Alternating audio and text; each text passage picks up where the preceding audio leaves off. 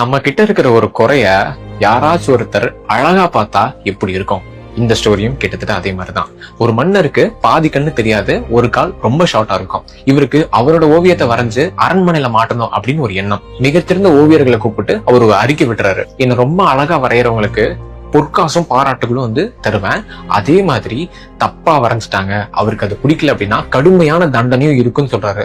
எந்த ஓவியர்களும் முன் வரல. ஏன்னா அவரை அப்படியே வரைஞ்சா ஒரு குறையா இருக்கும், கண்டிப்பா தண்டனை கிடைச்சிடும். இல்ல அந்த குறைய சரி செஞ்சு நம்ம வரைஞ்சாலும் அது மன்னருக்கு பிடிக்காது, மறுபடியும் தண்டனை கொடுப்பாருன்னு ஒரு பயத்தோட இருந்தாங்க.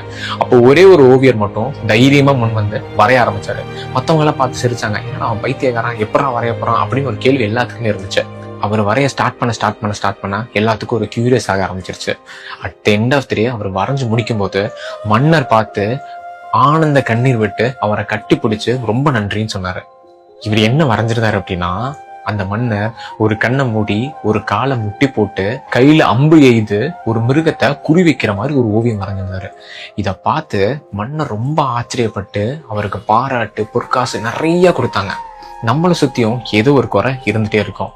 நம்ம கிட்ட இருக்கிற குறைகளையும் ஒரு பர்சன் அக்செப்ட் பண்றது மட்டும் இல்லாம அது அழகா மாத்துறது ஒரு பெரிய கலை தான்.